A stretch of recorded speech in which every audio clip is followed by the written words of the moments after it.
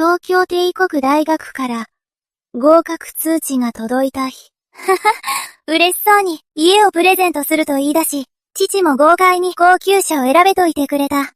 でも兄の彼女が突然怒り出した。なんで家や車を買うのよ。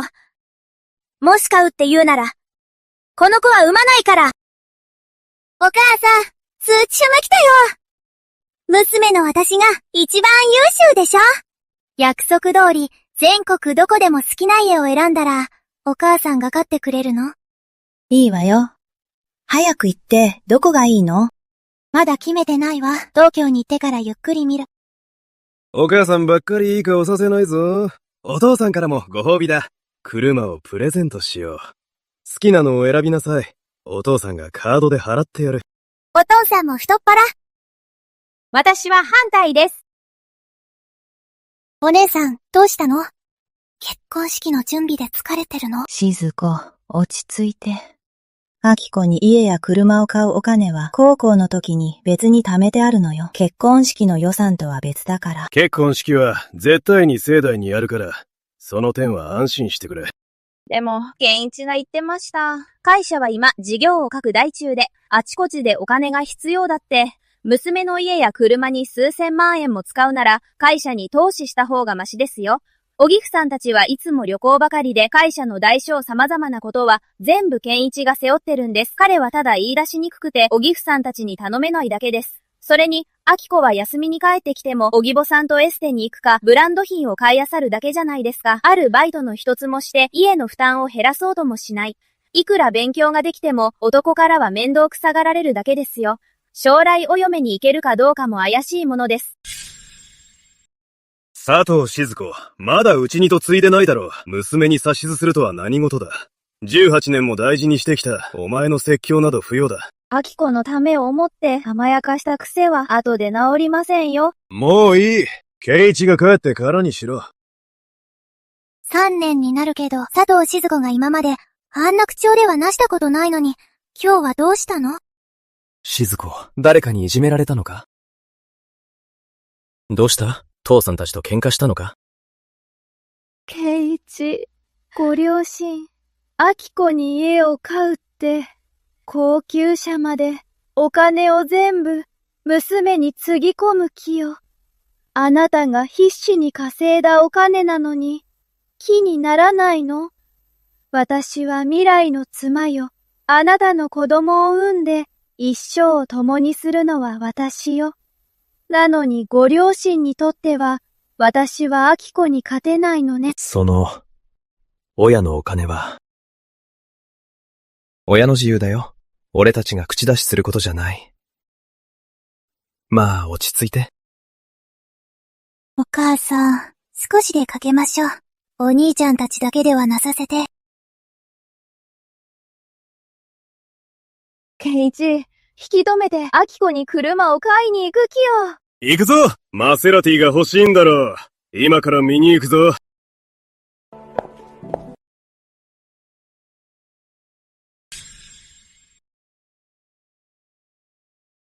買わないとダメだ。今日買わなかったら自分が勝ったと思って、もっと調子に乗るぞ。マサオ、そんなに怒らないで。怒ってなんかない。自分が稼いだ金を娘のために使うのは当たり前のことだ。ただの部外者に止める権利はないだろ。3年頑張った成績の証だし、佐藤静子が騒いだくらいで邪魔されたくない。お父さん、どのモデルにする？自分で見なさい。好きなのに決めな。じゃあ、白にする。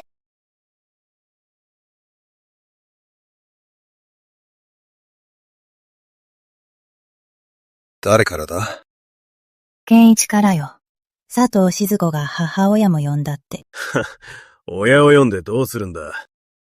わからないわ。会終わったらすぐ帰ってきてって。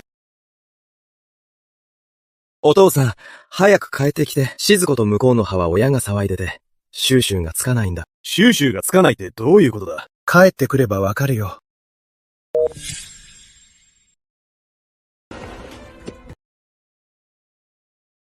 佐藤静子が母親を家に呼んだの、このタイミングだし絶対偶然じゃないわ。前から計画してたのよ。佐藤家は気前がいいわね。娘にはお金を使って、うちのことも考えてよね。娘が嫁ぐっていうのに見下してるんじゃないの？ねえ、そのやり方はおかしいわ。嫁にも言ってない娘に数千万円も使うなんて。娘が嫁いできた後、どう暮らしていくつもり？みちこ姉さん、うちの金の使い道はあなたに関係ありません。どういう意味ですか？娘がそちらに嫁ぐんですよ。はっ。親が口を出して何が悪いんですか？まだ嫁いできてないでしょう。お父さん、お母さん、実はずっと言い出せなかったんですが、私と健一が急いで結婚するのは、本当は子供ができたからなんです。検査したら男の子でした。男の子、佐藤家の長男よ。本当におめでたいわね。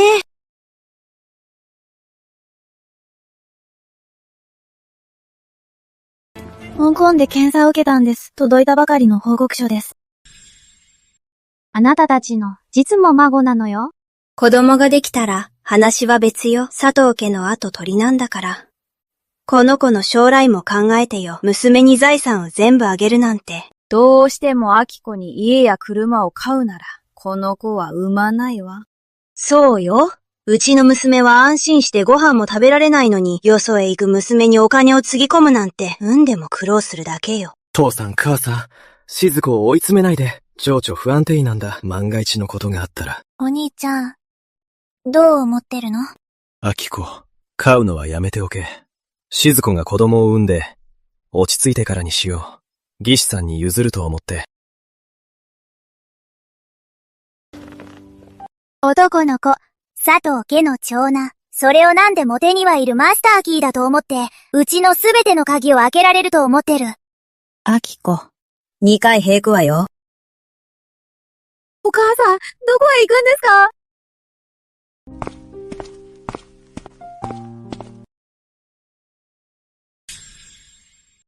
お父さん、お母さん、あまり気にしないで。義姉さんは妊娠中で機嫌が悪いだけだから。アキコ、実はね、知っておくべきことがあるの。お兄ちゃんは、父さんと母さんの実の子じゃないんだ。どういう意味？健一は養子なの。生まれて間もなく、施設に入れられてね。うちで引き取った時は、まだ8ヶ月だったわ。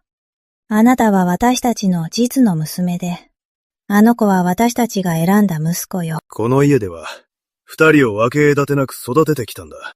お兄ちゃんはしてるの？13歳の時にね、偶然書類を見ちゃって、私とお父さんではなし合ったの。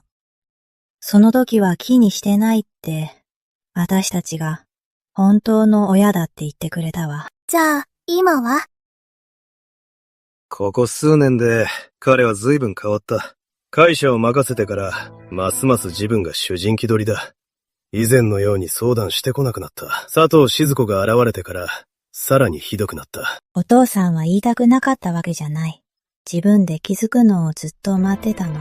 でも、今の状況では、あちらのご両親、まだかしら。子供を盾にして脅してくるけど、そもそも前提が間違ってるのよ。お母さん、彼女に話すつもり？状況次第ね。圭一を傷つけたくはないけど、あなたを舐めさせるわけにはいかないわ。言うべきことは言うぞ。今日は親まで連れてきて、明らかに準備万端じゃないか。これ以上引いたら、図に乗るだけだぞ。アキコ、あなたは私とお父さんが、命がけで産んだ子よ。あなたのものは、誰にも奪わせないわ。佐藤圭一、止めないの。止めないなら、一人で病院に行くからね。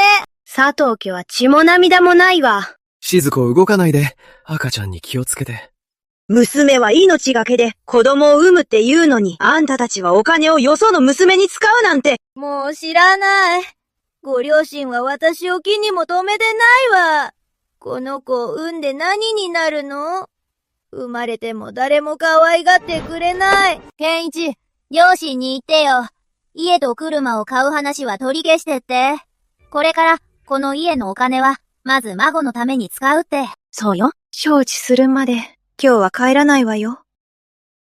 ニオモの娘をいたわろうともしないなんて。ふん。親の私が見てられないわ。母さん、頼むから承知してよ。車と家のことは一旦保留にして、静子が子供を産んでからにしよお兄ちゃん、本当にそれでいいと思ってるの？う。アキコ、邪魔しないでくれ。彼女のお腹には俺の子がいる。何かあっては困るんだ。ご両親、はっきり言っておくわ。浩二は来年公務員試験を受けるの。でも援助するお金がないのよ。もし余裕があるなら、ついでに援助してちょうだい。これから家族になるんだし。みちこ姉さん、今日はっきり言っておく。アキコニーエと車を買うのは親である我々が決めることだ。お宅の工事に金を出すかも我々が決めることだ。うちで大声を出して騒ぐ資格などない。いいわ。金持ちはそんなに偉いの？なら結構。娘は嫁がせません。健一、今の聞いたでしょ？お父さんは私たち佐藤家を見下してるわ。母さん落ち着いて。みちこさんはそういう意味じゃ。あきこ、降りるわよ。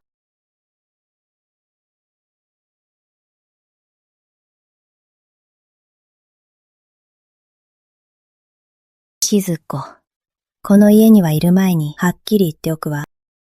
陽子さん、どうぞ。まず一つ。あきこに家と車を買うお金はあの子が高校受験の年に私たちが用意したとく別基金よ。会社の運営やあなたの結婚式とは無関係よ。二つ目、会社は私と正雄が創立したものよ。健一はこの数年確かに頑張ったけど、彼が会社を管理できたのは私たちが手配したチームと資源のおかげよ。彼一人で支えてるって言うけど、それは違うわ。三つ目、今日私たちの前でお腹の子を盾にして私たちを脅したけど、こんなことは一度で十分よ。二度目はもう通用しないわ。どういう意味ですか？娘はお宅の孫を妊娠しているのよ。可愛くないの？可愛くないかって？それはこの子をどう扱うかによるわね。もし脅しの道具にするなら、生まれてきても幸せにはなれないわ。あなた！母さん、言い過ぎだよ。静子はうちの嫁になる人なんだよ。健一、あなたも座りなさい。一つ聞くから、正直に答えなさい。母さん、言って。あなたは私たちが不公平だと思っているの？それとも、佐藤静子が不公平だと思っているの？健一言ってよ。私にも言ったじゃない。親がひいきしてるって。言ってない。俺はただ、時々アキコが何も心配せず、何でも持ってて、俺が夜中まで働いても何も聞いてくれないって。小さい頃から私を守って、おんぶして学校平気、一緒に喧嘩してくれたお兄ちゃん。いつからそんなこと気にするようになったの？ケンイチ、今何歳だ？ 28です。初めて俺をお父さんと呼んだのは、いつだった？何歳の時だ？ 1歳半。覚えてるか？小学校の初日、俺と母さんは校門の前で1時間も待ったんだ。お前が15歳の年、母さんに甲状腺結節が見つかって、お前は病院の前でしゃがみ込んで泣き、母さんに何かあったらダメだって。あの時、俺をなんて呼んだ？俺はこれまで、お前を拾ってきたなんて言ってない。母さんも言ってないぞ。拾ってきた子？誰が拾ってきたの？何を言ってるの？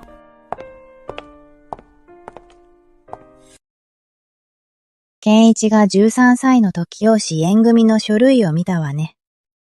お父さんはあなたを抱きしめて一晩中泣いたわ。あなたは大丈夫って言った。二人が本当の親だからって。私たち今でもその言葉を覚えてる。でもこの2年であなたは変わりすぎた。佐藤静子と出会ってから、さらに変わってしまったわ。お母さん、それどういう意味ですか？静子、いつも佐藤家の長男を盾にしているけど、一つ教えてあげるわ。よく聞きなさい。母が言うかわからない。私にも確信はない。今言うべきなのかも。でも、母は口を開いた。健一は実の子じゃないわ。私と正雄の養子よ。あなたはよく、お腹の子は佐藤家の長なんだと言ってたけど、血縁上は佐藤家と何の関係もないわ。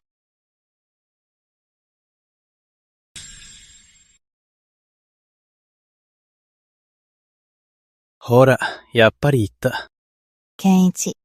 俺が13歳の時、話してくれればよかったのに、自分で見つけさせるなよ。この15年ずっと知らないふりをして、平気なふりをして、家族のふりをしてきたんだ。でも心の中では分かってた。アキコには何でも買い与えるのに、俺には試練と苦労ばかりだ。あいつは家でお姫様扱いで、俺は会社で馬車馬のように働いてる。これが公平だと思うか？ケイチ、お前が入社した1年目、母さんは夜通しお前の企画書を直してくれた。初めての契約ミスで800万円損した時も、俺は一言も責めず、自分で穴埋めしたんだ。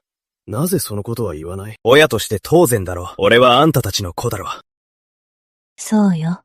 あなたは私たちの子。でも、私たちの子かどうかは、養子縁組の書類で決まるんじゃない。あなた自身が決めることよ。健一、最初からそうするつもりだったのよ。実の子が生まれたら、もう用済みってわけ。見てみなさいよ。アキコに数千万円も出して、家や車を買って、あなたには何をくれた？会社よ。両親はすべての会社を兄さんに任せてるわ。知らないの？健一が優秀だからでしょ。誰だって経営できるわ。兄さんが優秀だからよ。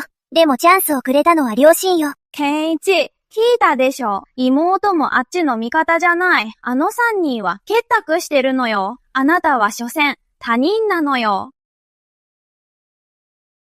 母さん、触らないでくれ。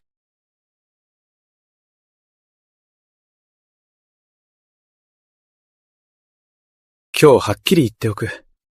どうしてもアキコに家や車を買うなら、文句はない。だがもうこの家にはいたくない。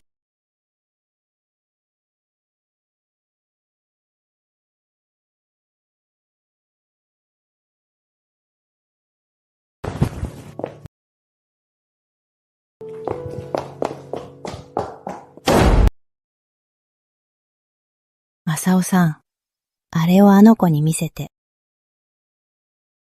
何を誰に見せるの？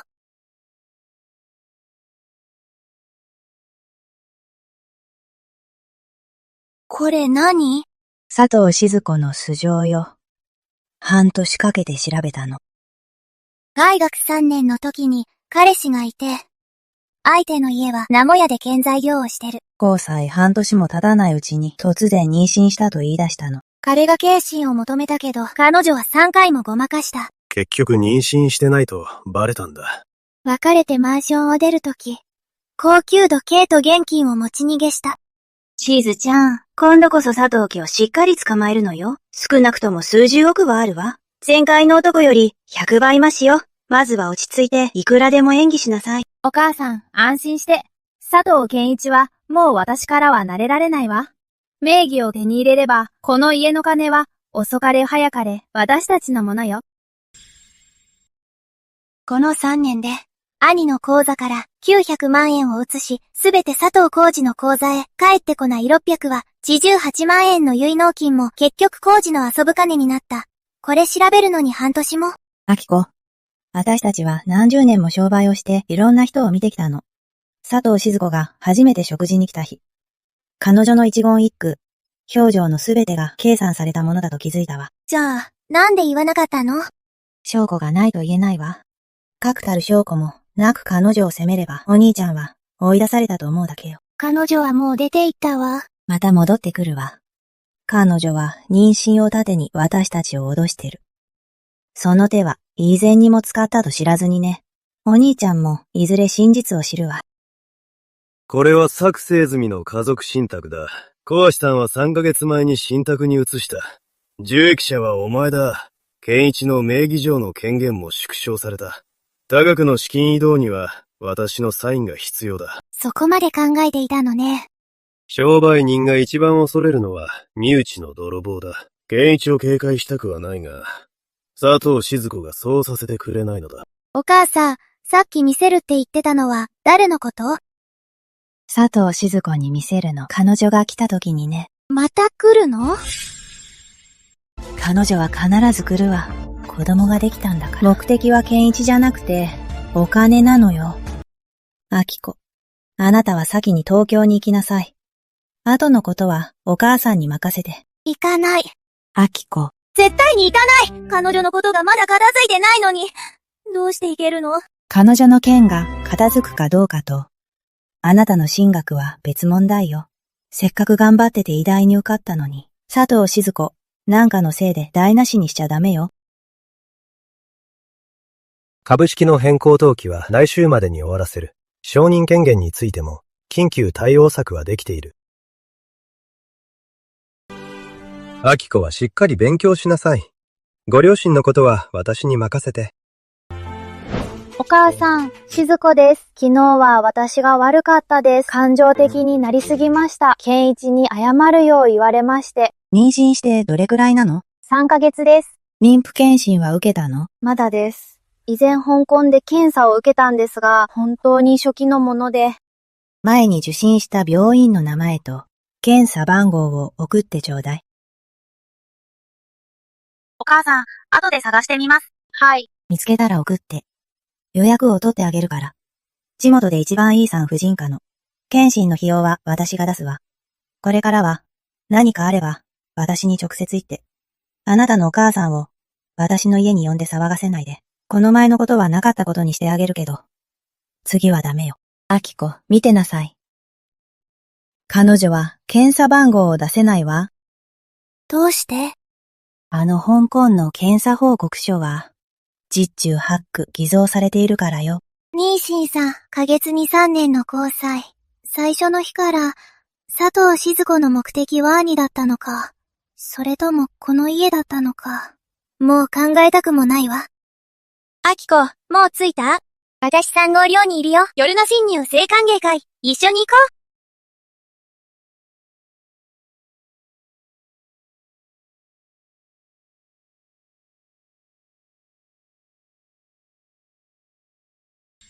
あきこ、ここにいたのね。ずっと探してたのよ。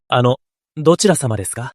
あきこの義士です。兄の婚約者なの。東京へ出張に来て、ついでに様子を見に来たの。大学生、勝になれたかなって。お姉さん、どうしてここに？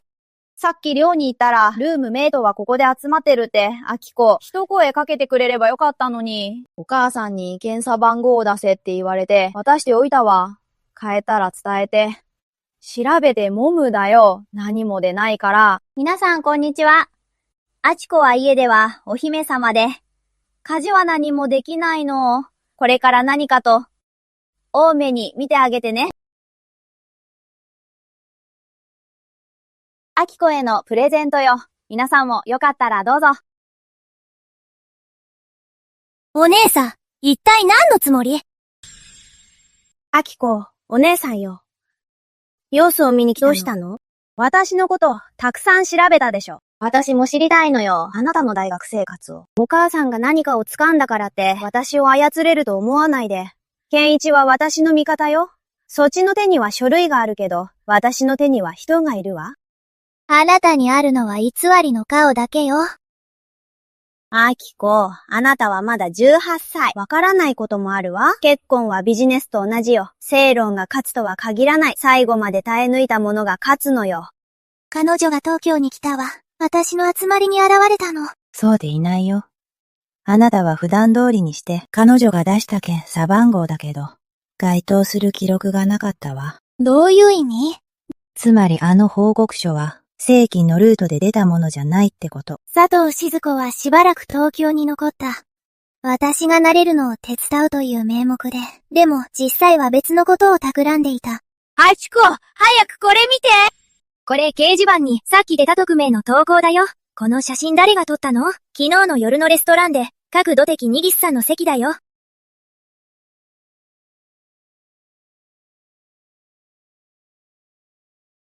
あきこ、ネットで見たんだけど、あれはひどすぎるわ。ギシさんが弁明してあげようか？インフルエンサーの知り合いがいるの。ギシさん、あの投稿、あなたがしたんでしょ？あきこ、どうしてそんなこと言うの？親切で言ってるのに、私を疑うなんて。昨日のレストランには20人以上いたけど、私の左に座っていたのはあなただけ。写真は左側から撮られてるし、投稿の細かい内容は家族しか知らないことよ。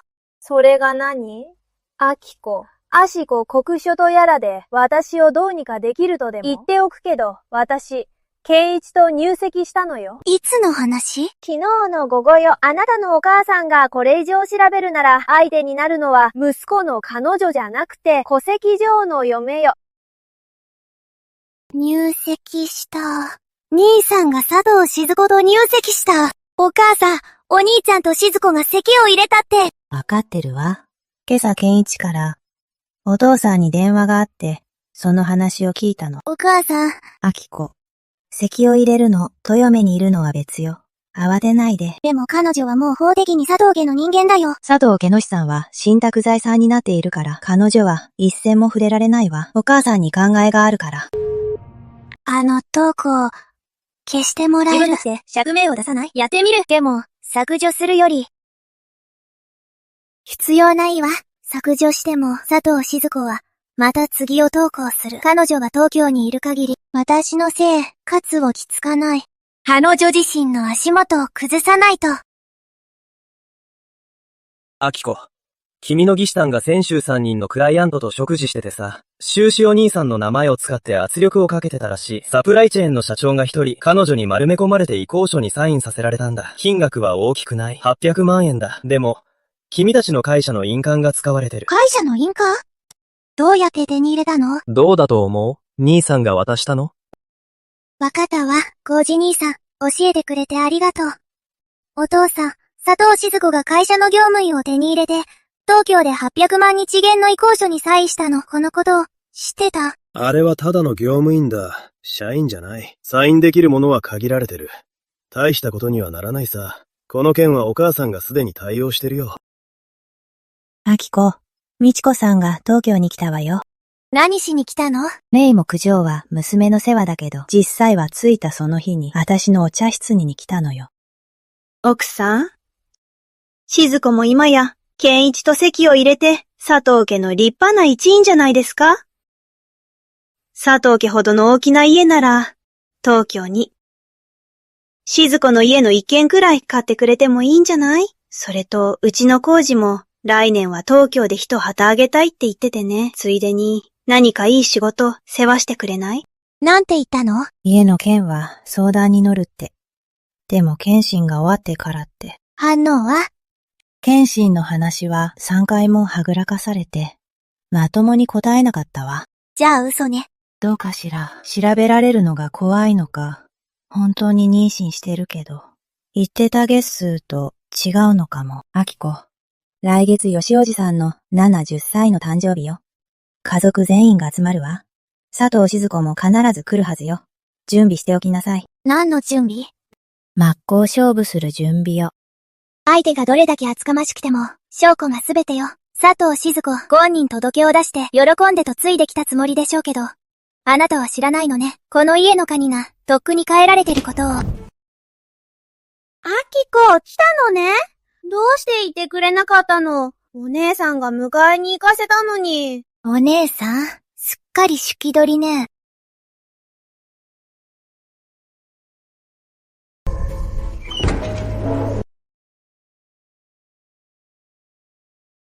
ウォレス席の皆様、おじさま、おばさま方、ケイイチの妻の静子です。ケイイチに代わって、おじさんに乾杯します。おじさん、お腹の赤ちゃんもご挨拶しています。生まれたら、真っ先にご挨拶させますね。これが健一の奥さんか。本当に綺麗な人だ。もうなんか別なんだ。男の子？女の子？佐藤家の、後継ぎができたな。彼女が話し終わってから開けて。今日は、お父様とお母様に感謝したくて、私とケンイチにずっと良くしてくれていますし、以前の誤解ももうすべて解けました。これからは家族全員で仲良く、佐藤家を盛り立てていきたいです。いいぞいいぞ。ケンイチは幸せ者だ。いい嫁をもらったな。さあ、みんなで乾杯しよう。しずちゃん、祝宴でしっかり演じるのよ。親戚を味方につければ、証拠があっても何もできないわ。安心して全部では泉よ。皆様。私からも一言言わせていただきます。先ほど義士は5回は解けたと言いましたが、私は水に流せないこともあると思います。皆様は目上の方々ばかりで、口出しすべきではないかもしれませんが、私が言わなければ、佐藤静子はずっと芝居を続け、歯にも騙され続けることになります。これは、義士が佐藤浩二へ送金した記録です。20万、50万。それに先月の100万です。こんなの全部嘘よ。おじさん、見てください。それは切り取りです。母の言った演技はそういう意味じゃありません。ケンイチ、お前は知っていたのか？おじさん、5回です。説明させてください。ケンイチに聞いているんだ。おじさん、この件は知りませんでした。会社の社員を彼女に渡したことも知らなかったと。健一、ご両親が一生苦労してきたのに、こんなに愚かではダメよ。ケイイチ、何か言ってよ。あなたがかばってくれないとみんな私をいじめるわ。とりあえず座れ。お腹が痛い。ケイイチ、お腹が痛いの。お姉さん、前に言ってたわよね。香港で検査を受けたって、母が検査番号を求めたら、店の番号を渡したわね。あの期間には記録なんて一つもなかった。本当に妊娠しているの？病院で調べればすぐわかるわ。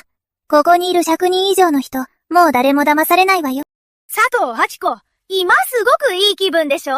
自分が勝ったとでも思ってるの？勝つ気なんてないわ。家族全員で私をはめたのね。母、親派、私の身元を調べて、父親派信託財産を作って、あんたはみんなの前で私に恥をかかせる。家族3人出ぐるになって、嫁いできた私をいじめるなんて。皆さん、見ましたよね。これが佐藤家よ。金と権力があって、人を人とも思わない。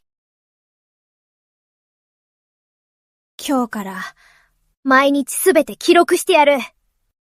あんたたちがすること、言うことすべてのがさないから。ケンイチ、行くわよ。ケンイチ。静子。先に書いててくれ。両親と少し話があるんだ。佐藤健一、どういう意味？先に帰れと言ってるんだ。ケンイチ、座ってはなしなさい。父さん、これは2人が用意したのか？母さんが調べたんだ。どのくらい？半年だ。最初から彼女を信じてなかったのか？信じてないわけじゃないわ。彼女の行動が調べざるを得なくさせたの。健一。彼女が大学3年の時、別の男の子にも全く同じ手を使ったの。妊娠したから親に会わせろと、相手に決断を迫ったの。結局嘘がバレて、妊娠なんてしてなかったのよ。どうしてわかったんだ？彼女のルームメイトから聞いたの。誰だ？山本すみれよ。彼女は、静子と3年間、二段ベッドの上下だったの。静子が退学した後、すみれは無事卒業して、今は会計事務所で働いてるわ。半年前に、彼女に会いに行った時、かなりためらってからはなしてくれたの。あの時、佐藤静子の学校での一件はかなりの騒ぎになったの。じゃあ、子供のことは？確証はないんだ。本当に妊娠しているのか。お前さえ良ければ、明日、きちんとした産婦人科に連れて行け。すべては、現査結果が出てから決めよう。健一両親がこんなことをするのは、突き放すためじゃない。お前が先を急ぎすぎて引き返せなくなってから、道の間違いに気づいたからだ。そうよ。お父さんは昔から可愛がってた血のつながりなんて関係ない。家族は家族よ。明子。兄さん、他に何を持ってるんだ？本当のことが知りたい。佐藤静子党派は、親のメッセージの中に兄さんが見ていないものが一つあるの。妻の座を手に入れたら、健一名義の不動産をいくつか、あなたの名義に変更するのよ。若いうちにさっさと金を手に入れるの。万が一彼が目を覚ましても、でも富財産が残るでしょ。お母さん安心して、彼は今、私の言いなりだから。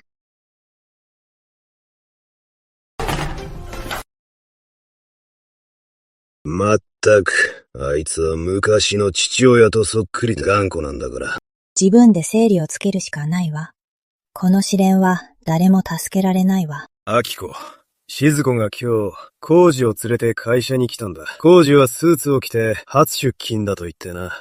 静子は婚姻証名書の原本を持って、受付で総務に行ったそうだ。自分は社長夫人だって。お客様、社員以外の方は入館手続きをお願いします。手続き？私は佐藤家の社長夫人よ。夫の会社に来たのに手続きが必要なの？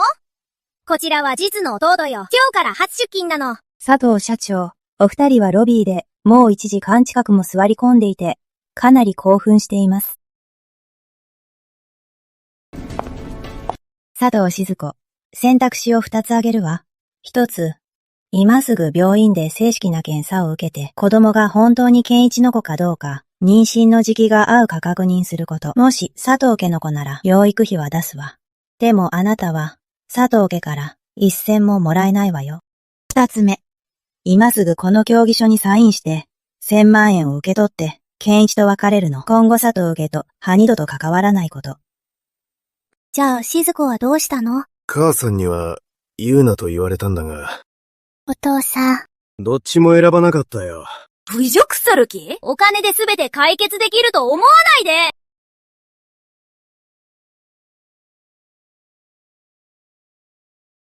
写真を撮って SNS に投稿してたよ。お金があっても、両親は買えないってな。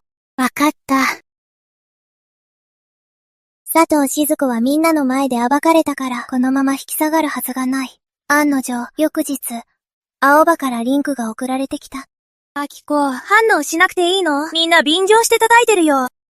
焦らないで、好きにやらせておけばいい。やればやるほど、後でボロが出るから。ウェイボのあの記事は、3日で2万回もシェアされた。大学の同級生の中には、裏でこの噂をしてる人もいる。私とは断定されてないけど、疑うような視線はしっかりと感じ取れる。私は弁解しなかった。アキコ、座って。お兄ちゃん、何の用？ウェイボの記事、見たか？見たわ。どう思お姉さんの仕業ね。彼女の親友が書いたそうだ。お兄ちゃんはどうなの？事実だと思う？あるものを受け取りに来た。何のこと？父さんの顧客リストだ。バックアップを持ってるな。そうだろ。父さんは重要書類をすべて、お前と母さんに渡した。わかってるんだ。これはグループの重要資産よ。お兄ちゃん、これは渡せないわ。俺は会社の総経理だぞ。リストが必要なら、会社の手続きを踏むべきよ。俺が彼女のために動いてると思ってるのか？今誰に協力してるのか考えてみて。両親が信託財産の件をやったこと、もう知ってる。株式の持ち分が変わった。今の俺には日常の決済権しかない。大金は動かせないんだ。今の俺は会社でお飾りも同然だ。お兄ちゃんのせいじゃない。佐藤静子がそうさせたのよ。でも罰を受けてるのは俺だ。お兄ちゃん、罰じゃない。守るためよ。アキコ、最後に一つだけ聞く。あれをどう使うつもりだ？お兄ちゃん、私が使いたいわけじゃないわ。佐藤静子に追い詰められて、残すしかなかった切り札よ。彼女が手を引けば、これを使うことは一生ないわ。お母さんの言う通りね。佐藤静子は、このまま引き下がらない。皆様、本日はお越しいただき、ありがとうございます。ここにいらっしゃる方の中には、私を誤解されている方もいると思います。私のことを、詐欺師だとか、K さんだか、イオンナだ、と思っているかもしれません。でも今日、皆さんに見てほしいのです。本当の佐藤静子を、幼い頃から親に愛されず、弟のために全てを犠牲にした娘。佐藤家に嫁ぎ、ただ真面目に生きたいだけなのに、姑に身辺長を刺された妻。お腹に子供がいるのに、大勢の前で侮辱された妊婦。今日、私は賠償も謝罪も求めません。ただ公平な扱いをしてほしいのです。佐藤家にこの子が自分たちの血筋だと認めさせ、私と子供にふさわしい立場と正当な待遇を与えてほしいのです。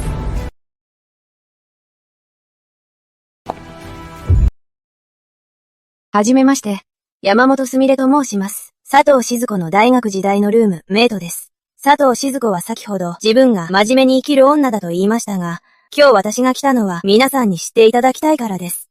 彼女が話していない事実を。すみれ、黙りなさい。大学3年の時、佐藤静子に彼氏ができたの。実家が健在やのね。付き合って半年も経たないうちに、彼女は彼に妊娠したと言った。親に合わせろって、相手の家族は産婦人科での検査を求めたけど、佐藤静子は3回も先延ばしにした。4回目に彼氏が直接病院に連れて行ったら、結果は何でもなかった。その後、彼女は謝らないどころか、彼のマンションから10日元の時計と20万日元を持ち去った。彼氏は警察に通報したけど、結局示談になった佐藤静子が退学した時、指導教員が記録した退学理由は個人的な問題だったけど、実際は学校から懲戒処分を受けたからよ。でたらめよ！佐藤家に買収されたんでしょ？佐藤静子。誰にも買収なんてされてない。全部あなたがやったことよ。あの時去り際に私に言ったこと。次はもっと金持ちを見つけるって、忘れたの？私は忘れてないわ。健一、彼女を信じるの？それとも私を、健一。母さん、妊婦検診の予約を取るよ。今日連れて行く。調べなくていい。本当に妊娠してる。なら証明しに行こう。今日、いわゆる懇談会で、佐藤家はある人を呼んで、私の大学時代の過去を暴きました。ええ。私は若い頃に過ちを犯し、恥ずべきこともしました。でもそれは6年前のことです。今の私は、ただ健一と平穏に暮らして、彼の子を産みたいだけなのに、彼の家族はその機会をくれません。明日妊婦検診に連れて行かれます。心配からではなく、私の嘘を証明するためです。もし検査結果で本当に健一の子だと分かっても、彼らは認めてくれるでしょうか？わかりません。でも、一つだけ分かっています。彼らが私にどう接しようと、お腹の子に罪はありません。もし検査の結果でこの子が本当に健一の子だと分かれば認めてくれるでしょうか？お腹の子には罪がないって。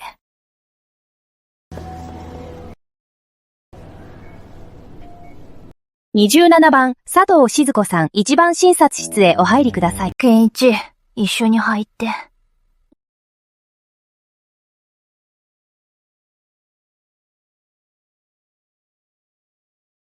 確かに妊娠15週目だ。15週ね。この前は3ヶ月って言ってたのに、15週ならほぼ4ヶ月じゃない。妊娠は本当よ、健一。時期も確認したでしょ？この子はあなたの子よ。静子。子供のことは見捨てないわ。でも、いくつか条件があるの。お母さん、言って。佐藤浩二のアカウントを消しなさい。もう実家の尻拭いはしないわ。外部のメディアとの連絡も絶って、投稿や動画をすべて消すこと。第3に、DNA 鑑定は必ず受けること。結果が出るまでは佐藤家の嫁として人前に出ることは許さない。もしできなかったら？自分でよく考えなさい。離婚協議書と DNA 鑑定。どちらが先になるか。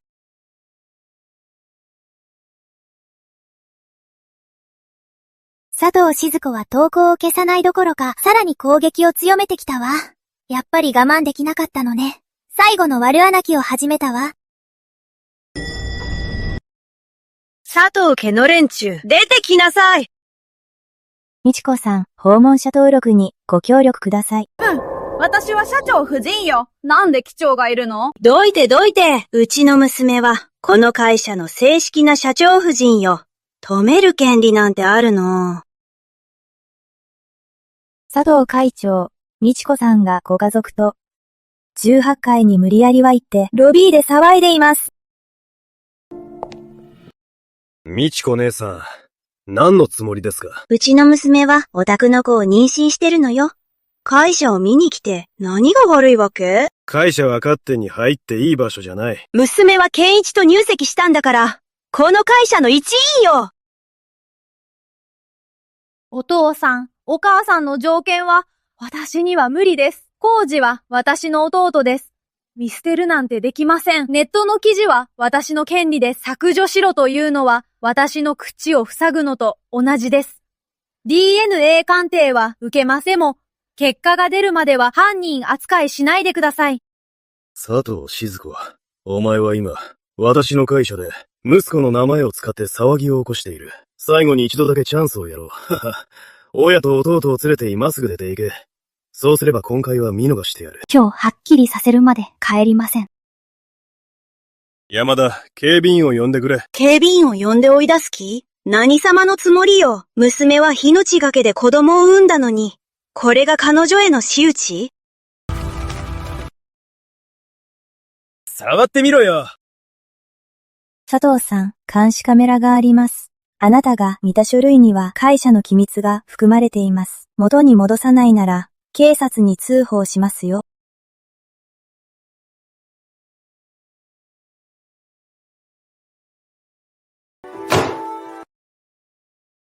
お父さん、今日は私の負けです。でも、これで終わりじゃありません。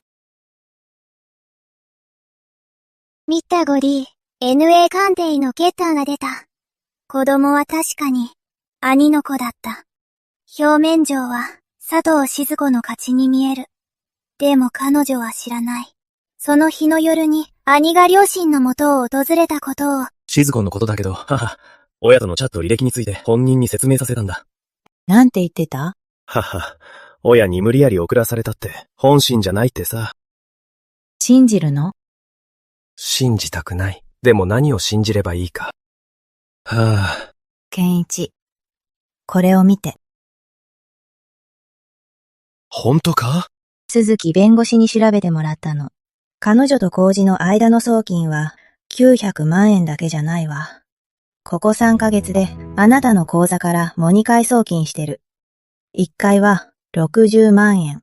もう1回は120万円。この2つの送金は同じ日に。工事の浪費、サイトに振り込まれてるわ。健一、座りなさい。俺の金を弟の遊びに使ってたんだ。遊んでただけじゃない。工事は3つのネット金融で、上100万円の借金がある。今年の3月に期限が来た分はすでに滞納している。取り立ての電話が会社の受付にも来た。そんなこと聞いてない。言うはずないわ。この家に来た目的は最初からあなたと暮らすためじゃないの。母さん、2人はまだ俺の知らない証拠を持ってるのか？これが最後よ。静子と美智子のチャット履歴がもう一つあるわ。コインと土計を出したその日のものよ。家と車を手に入れたら、俺取り婚するって。このメッセージの時間は、コインと土計を出したよ時間後よ。2週間後、佐藤家の親戚の結婚披露宴、30択でに100人以上、横浜の名士ばかりが集まる。佐藤静子は3日前から準備を始め、新しいドレスを買い、髪をセットし、メイクも余裕した。これが逆転の最後のチャンスだと思っていたのだ。後になって知ったわ。彼女と美智子で、計画を企ててたことを、美智子が隅でスマホを使って撮るつもりだったのよ。妊娠中の嫁を見捨てる、佐藤家の姿を佐藤静子は皆の前で佐藤家の仕打ちを訴え、世間の圧力で両親を屈服させる気だった。さらに彼女は事前に動画配信者を3人呼んで、近くで待機させ、すぐに動画を配信させるつもりだった。でも彼女は知らなかった。今回は全員が準備万端だってことを、もちろん兄もね。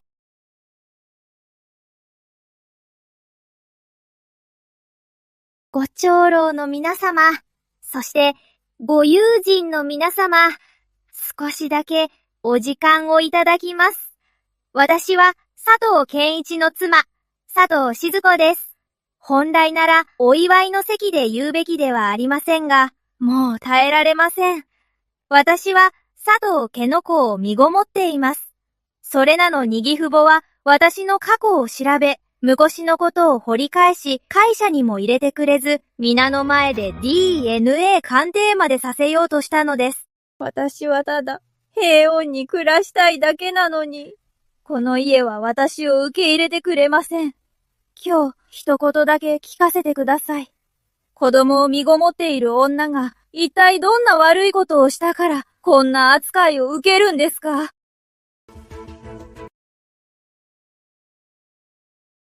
この録音は君のスマホから見つけた。母親と通話した時に自動録音されてたんだ。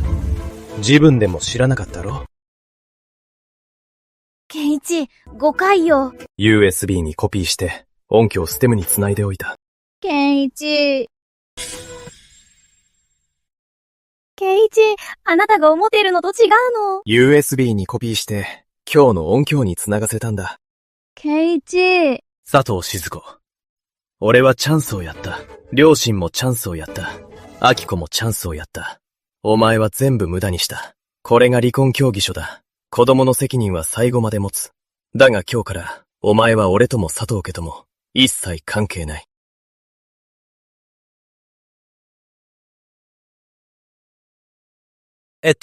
続けましょう。終わったわ。しずちゃん、戻って。まだ他の方法があるわ。他の方法って何？町灘の人が見てるのよ。じゃあこのまま引き下がるの？あの家や車、会社の金は1円ももらわないつもり？工事のネットローンはどうするの？お母さん、結局最初からお金のことばかりね。私がお金にこだわるのはあんたのためよ。工事のためよ。全部この家のためじゃない。この家は壊れた。お母さんが壊したんだよ。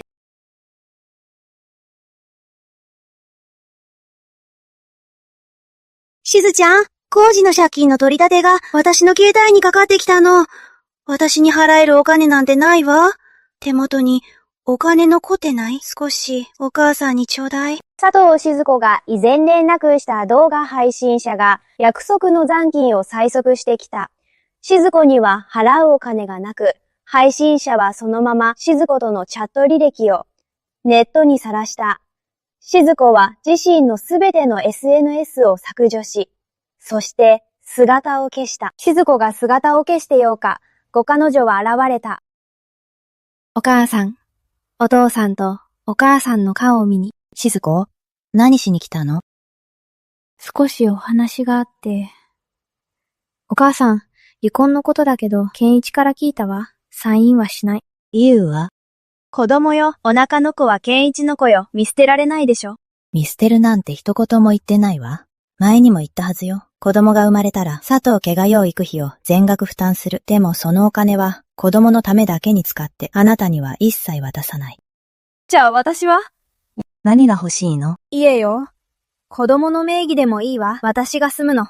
あと毎月の生活費も。いくら？5万円。5万円の生活費なんて非食分にもならないでしょう。正直に言いなさい。15万円。それと車を1台。静子。今のあなたには何の切り札もないのよ。あなたはネットに投稿したものはすでに裏目に出ているわ。あなたが頼んだブロガーもすでにチャット履歴を公開しているの。弟の借金だってあなた自身も返せないでしょう。あなたが集めた味方もすでにあなたの敵に回っているわ。まだ条件交渉できるとでも思っているの？実際、あなたにできるのは選択だけ。サインするか、しないかよ。サインして静かに出て行って。佐藤家はあなたが今まで健一から取ったお金は追求しない。サインしないなら法的措置を取るわ。あなたの送金記録屋が暮れき詐称。過去の他の男との前科、すべて法廷で明らかにされるわよ。あなたたちの勝ちよ。勝ち負けの問題じゃないわ。最初からこんな道を選ぶべきじゃなかったのよ。私には選べなかったの。佐藤静子。誰にだって選択肢はあるわ。一番楽な道を選んだから。一番厳しい状況に陥ったのよ。離婚協議書はテーブルに置いておいて、明日サインしに来るから。子供は産むわ。でも、一つだけ約束して。何？母親がこんなことをしたって、あの子には言わないで。150万円は言ってる。帰ったらまず工事のネットローンを返せ。残りは自分のために取っておけ。健一、私のことに組んでる？憎んではいないが、もう戻れないんだ。今度こそ、佐藤静子は本当に去った。彼女は母親と佐藤浩二を連れて実家へ帰った。佐藤浩二のネット借金は一部返済され、残りは分割で少しずつ返すしかない。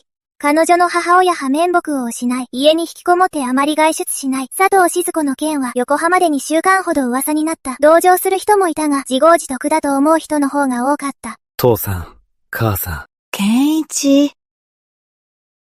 ごめんなさい。3年前、佐藤静子が現れたその日から、僕は過ちを犯し始めた。彼女をかばって、あなたたちに逆らい、会社の印鑑を渡して好き勝手させた。縁を切ろうとまでした。すべて僕がやったことだ。僕が悪かった。わざとじゃないんだ。怖かったんだ。何が？本当に見捨てられるんじゃないかって。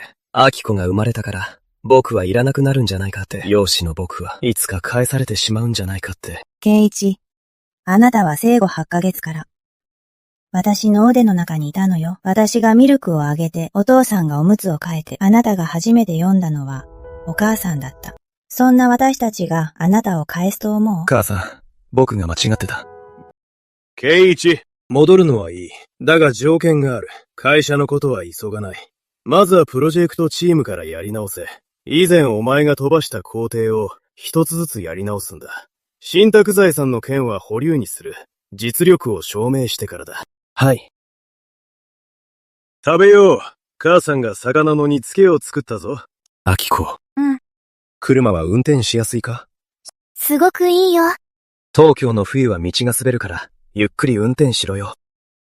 あの日の夕飯の魚の煮付けは、この1年で一番美味しかった。味が変わったからではなく、家族がやっと全員揃ったからだ。今回、ずいぶん長く帰ってたね。用事は済んだの？うん、だいたいね。佐藤静子はどうなった？いなくなったよ。そりゃよかった。学校に戻ってからはすべての元の軌道に乗り始めた。課題はどんどん増えて、私は毎日図書館と研究室を往復する日々だ。たまにルームメイトと激辛鍋を食べに行ったり、グラウンドを走ったりする。ごく普通の大学生活。アキコ、ご飯食べた？食べたよ。お母さん、そんなに電話してこないで。もう子供じゃないんだから。お母さんにとってはいつまでも子供よ。はいはい。5ヶ月後、佐藤静子は男の子を出産した。子供が生まれた当日、兄は飛行機で駆けつけた。佐藤静子に会うためではなく、子供に会うためだ。かわいい？兄さんに似てるね。そうか？父さんに似てると思うけど。まさか。子供の養育費は毎月鈴木おじさんの事務所から直接子供専用の口座に振り込まれる。佐藤静子はそのお金に手をつけず、兄も関与しない。佐藤静子は実家で半年過ごし、その後別の町へ引っ越した。名前を変えて新しく仕事を見つけたらしい。二度と私たちの前に現れることはなかった。美智子はたまに兄に電話をかけてきたが、その度にあしらわれていた。佐藤浩二は数ヶ月ネットローンを返済したが、その後またとどこおった。でも、もう私たちには関係ないことだ。大学1年の後期が終わる頃、大学で開催された優秀新入生の表彰式で、私は筆頭奨学金をもらった。賞を受け取るとき、客席の2列目に座っていたのは母だった。わざわざ実家から飛んできたの、写真を1枚撮るためだけにね。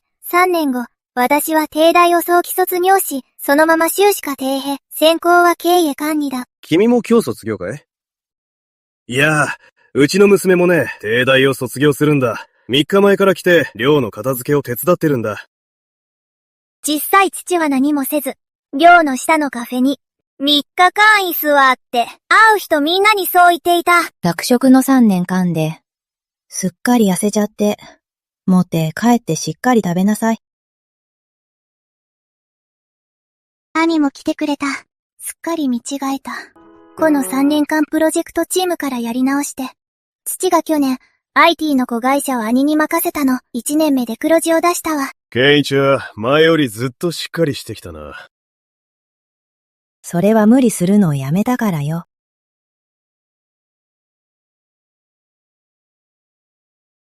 あきこ、私たち卒業だね。うん。これからどうするの？両親は会社には入れって。兄さんはまず、外を見てこいって。自分はどうしたいの？まず外を見て。それから戻る。いいね。その時は私が、顧問弁護士になってあげる。式典が終わった後、家族で東京で火鍋を食べた。鍋は大きくて4人で囲んで肉をしゃぶしゃぶした。兄は私に千枚を3皿も茹でてくれた。辛いのが苦手で、一人でパイタンスープの前を陣取って大根を食べていた。お前も成人したな。今日は父さんといっぱい飲もお父さん、私18歳で成人したよ。う。21歳でやっと本当の大人だ。それが異国の基準でしょ。基準なんてどうでもいい。今日はいっぱい飲もう。私は千枚を一口食べながら、心の中で思った。このテーブルにいる人は、誰一人かけてはいけないと。外に佐藤静子が何人いようと、この家はずっとここにある。